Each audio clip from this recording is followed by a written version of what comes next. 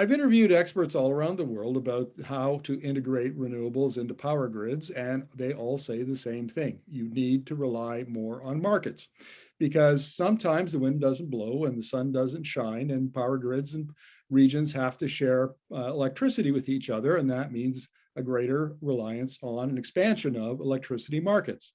Well, the Western United States is contemplating expansion of its electricity markets, and I'm going to be talking to Ben Kujala, who's the Director of Power Planning for the Northwest Power and Conservation Council. So welcome to the interview, Ben. Thanks for having me. Well, look, what we're talking about here is the extended day ahead market, which probably the average viewer wouldn't have a clue what that was, and I didn't either until I looked it up. Maybe you can explain what your regions are discussing. I will do my best, but it definitely gets a little bit intricate. I will say you've got to start with this idea that there's an energy imbalance market in the West that's already there, and it's been developed over time, and a lot of utilities work together to balance power needs within the hour, looking at where there's ability to flow power to help meet those needs and kind of share that diversity among themselves and get the benefit from it. And as they've seen the benefits from that, they've started talking about, well, what if we could expand those benefits to be something that's more than just this kind of within the hour window, to be something that is done day ahead, so that you actually have the ability to have an efficient dispatch of all the resources in a way that is planned and a little more sort of in advance of that sort of period. Right. So if I understand this correctly, the idea is, and why there are climate and emission reduction benefits, is let's say that California and Nevada, are producing lots and lots of solar power at that time. And that means that maybe Montana or Idaho or some other place that's got thermal generation where you're burning coal, they can ramp that down because there's a surplus of sunshine.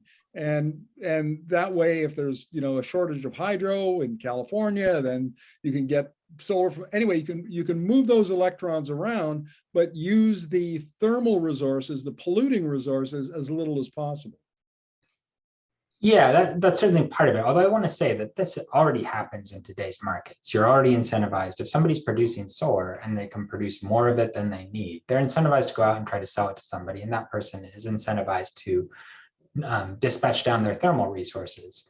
When you get to an organized market or something that's cleared, what you're doing is you're squeezing that last little bit of juice out of the lemon, right? You need to kind of get whatever is left over that hasn't been optimally done in a market that is less organized. And so I think it's true that absolutely it is the making sure that you're using the resources to the best of your ability, and that can reduce the amount of carbon going into the atmosphere. But it's kind of a additional benefit of getting sort of computers and algorithms involved to make sure that you're not leaving anything on the table in the system that we already have. We certainly don't have times where people are just wantonly filling solar power and at the same time somebody else is generating a bunch with a coal plant. If there's a way for them to get that into a market, they're going to do it. Right. Very good point. So the idea is to be as efficient as possible. And if I understand this correctly, Ben, the idea is the imbalance market allows you to buy power, allows the utility to buy power that within what, an hour? Yeah, within an individual hour.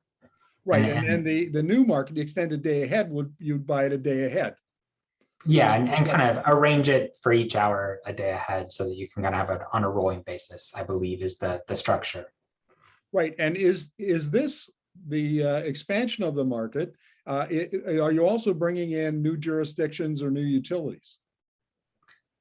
So I think the proposal right now is to start out with the entities that are in the energy imbalance market, but certainly you probably have to have some opting in. So it probably would be something where you're growing from the existing market base and kind of expanding it out from there.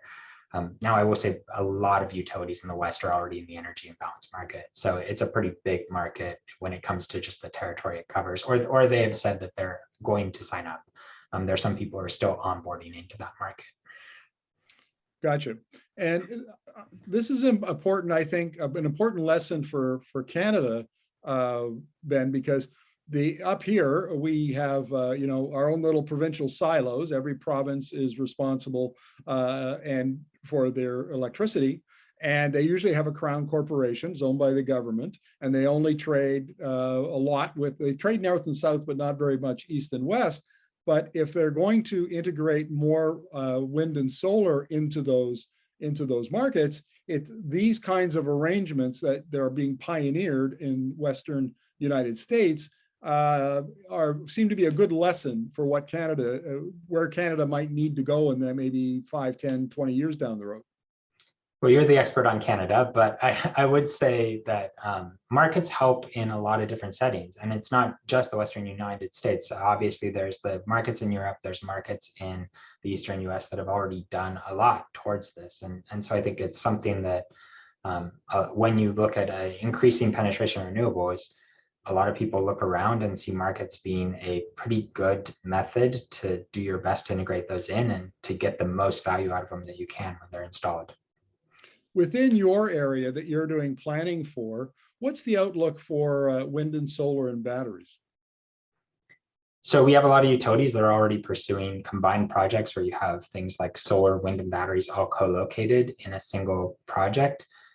We have utilities that are looking at batteries standalone where they're going to be on their own, and certainly wind and solar projects as well. I think if you look at the requirements of law for whether it's for renewable portfolio standards or for clean requirements, the utilities in our region are going to have to go out and be procuring power that meets those requirements. And so they'll be building some resources within our region. It seems very likely.